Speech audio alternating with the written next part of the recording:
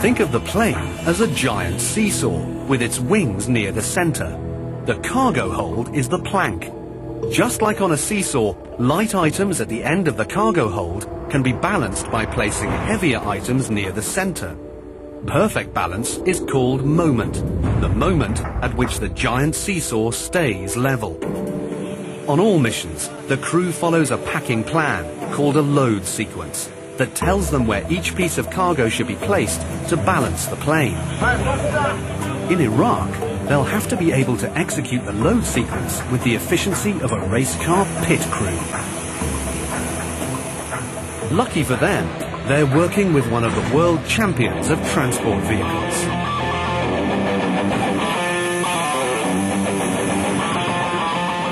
The C5's rugged design can take on a mountain of gear and keep it organized. Its cargo hold is divided into 2 parallel galleys. Each galley has 18 floor spaces called stations, where a cargo unit can be stowed. The cargo usually arrives on pallets that are the same size as the stations. The C5's ingenious floor design flips over to roller slots. Workers slide the pallets down the slots to their assigned station. To unload, it's the same process in reverse. If the crew follows the load sequence properly, there's no piece of equipment in the US Army's arsenal that the C5 can't carry. We can load 2 to 3 tanks, we can load boats, airplanes. You name it, we can carry it. Cargo loading is critical, but it's only part of the challenge of working with the mega plane.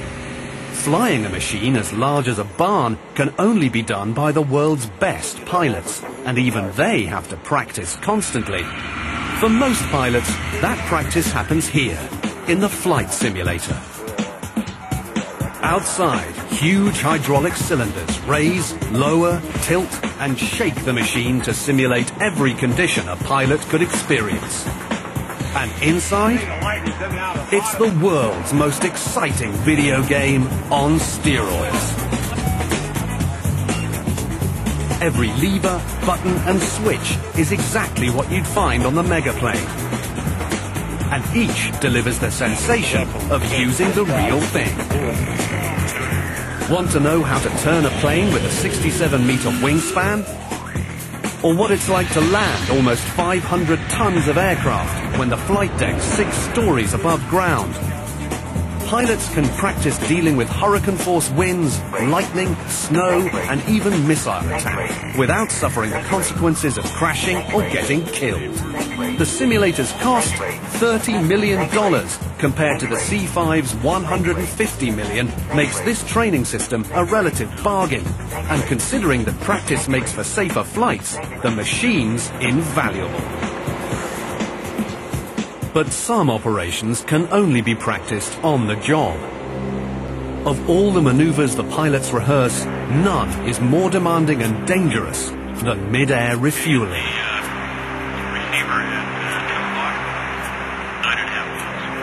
It's the most difficult part of the mission to Iraq, even more terrifying than landing in a war zone.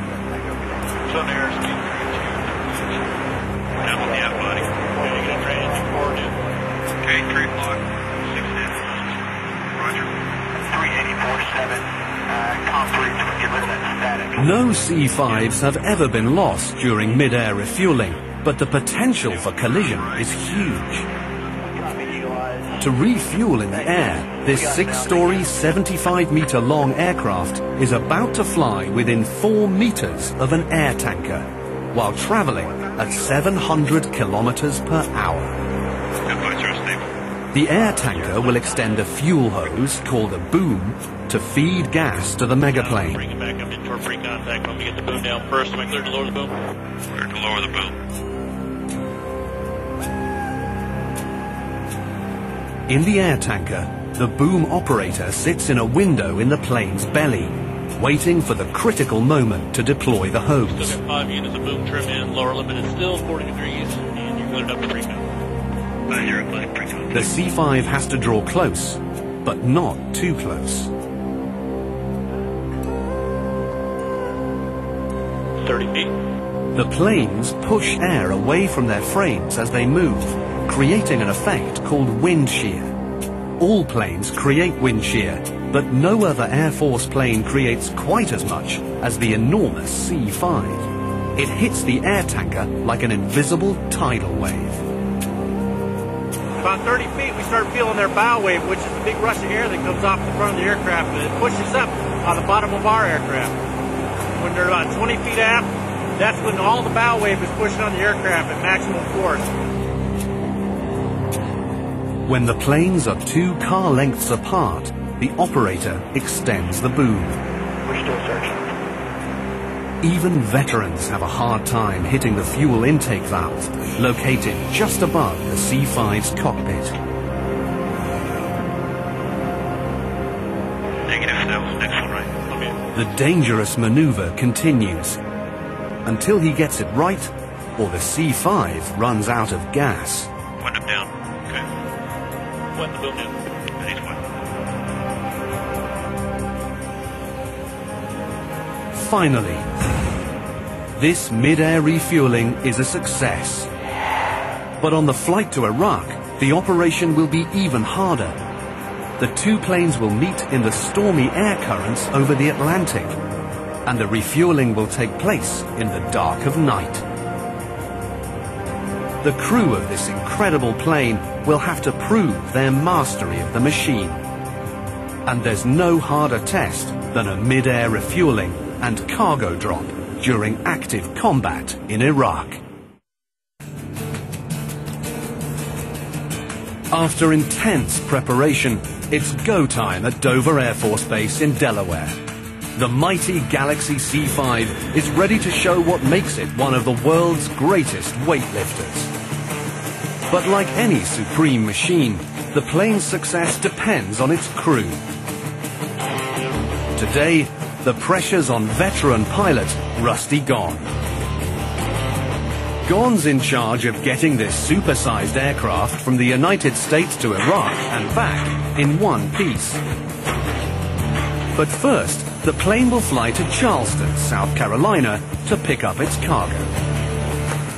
Taking off empty from Dover Air Force Base is easy, but the next time this plane leaves the ground, it will be flying with nearly its maximum weight to a destination over 10,000 kilometers away for a total of 13 hours in the air. The plane and everyone on board will have to perform at peak capacity.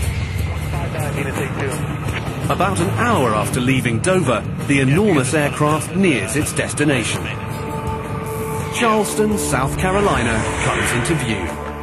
Charlie Charleston departure, radar contact. The mega plane begins its descent. 7041, heavy turn left, heading 150. In combat zones, the C-5 often has to land without radio communication for security reasons. The plane has an inertial navigation system so that it can track direction on its own. There's your base. Clear left. But for this landing, security's not an issue. Cato 75 heavy traffic is a heavy C5 crossing down in Fort traffic in sight. The C-5 receives its instructions from the ground. 7041 heavy Charleston runway 33. This is a delicate moment.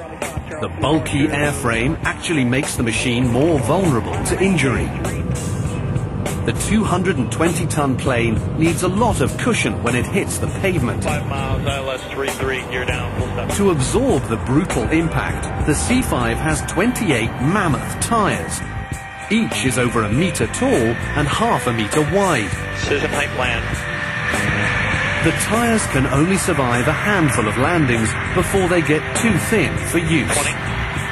10. 270, Engage. navigation. Touchdown. Spoilers.